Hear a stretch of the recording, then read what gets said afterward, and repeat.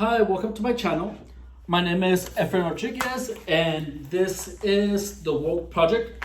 Today, I am asking you to please suspend your beliefs and your current understanding of the Bible because we are going to go over some new concepts and some new meanings of a biblical story that we all know. And that is the story of Adam and Eve. Now, how does it go?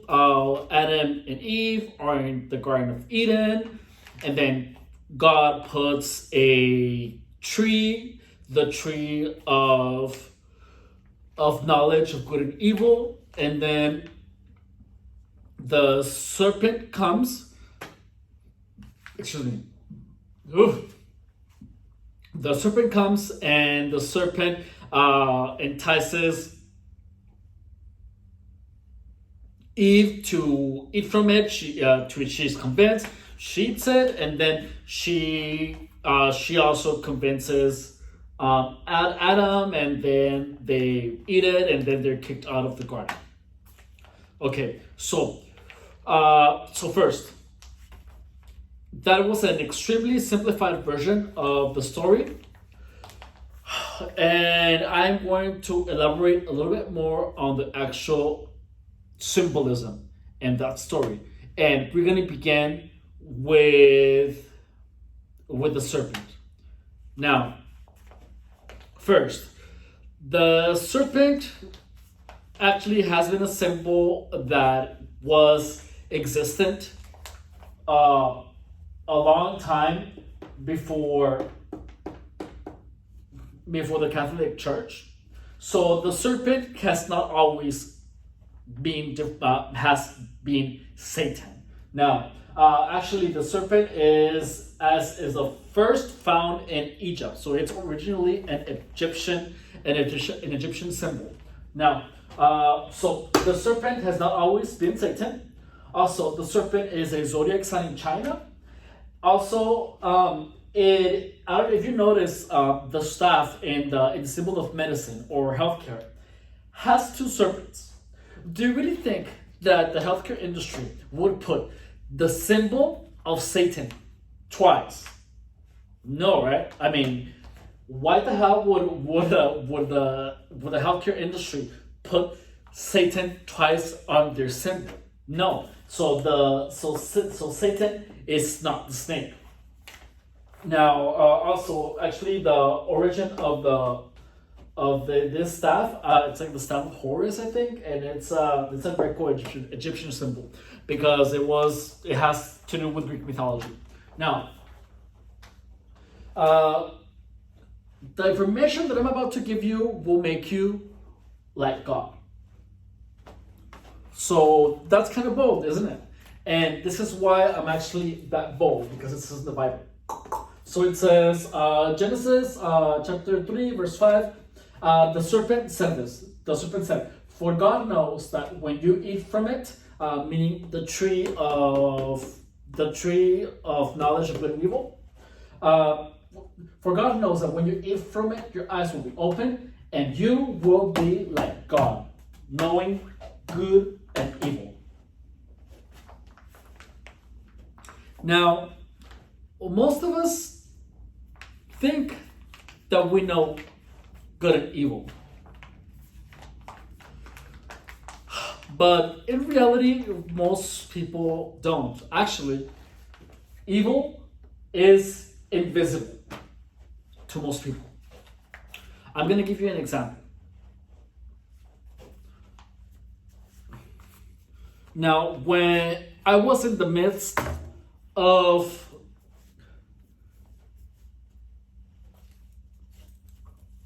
my whole thing with the gangstalking, I had two locks were actually I was at the gym, and then two of the locks that I had were actually open, and my shit was stolen twice. So then on the third time, I actually went to Walmart and I got it like a $20 lock, so that wouldn't happen again. Now, I put it. It was actually the first time that I used a lock, and the lockers were right by the front desk. And now the restrooms are like on the other side of the gym. So I locked my shit, and then I went to the restroom, and then coming back out of the restroom, I had the lockers directly in front of me. I saw a girl literally in front of everyone hanging from my fucking locker, yanking it to fucking open it. Now, first, any rational person who would see a pretty girl, she was pretty, a pretty girl yanking from a lock in front of everyone at the gym would automatically assume she can't find her key. She is making sure it's actually locked, or she locked her shit and she can open it, but no one would automatically assume, oh, she's trying to steal shit from someone. Would you? No. Why? Because someone who has no knowledge of evil would automatically attribute her actions to everything else other than her being fucking demented and trying to steal someone's shit. Right? If you were at the gym and you saw a girl yanking on a fucking lock, what would you assume? You would assume that was her lock, right? You would not assume that she was stealing my shit. Now, if you would ask anyone, they would assume the same thing. All right? So, what is stopping you from knowing evil when it's happening right in front of you? The lack of knowledge of it. All right? So now, and this is true since in Genesis chapter 3, verse 22, God himself says this, and you will be like God or like me, knowing good and evil. So the fact that most people do not know and understand evil are unable to see it. So when you get to understand and conceptualize and have the framework to understand evil, only then you will be like God. All right? Now, that is why evil is invisible. Now, I'm going to give you a couple of questions for you to think about. If the God in the Bible is so benevolent, why would he want you with your eyes closed?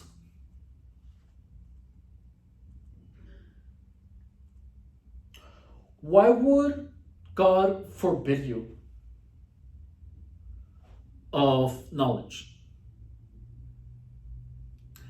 Isn't that tyrannical? Now, Adam and Eve were in a garden, but then there were still forces outside of them, outside of the Garden of Eden. When they were kicked out, then they got to see what's out there.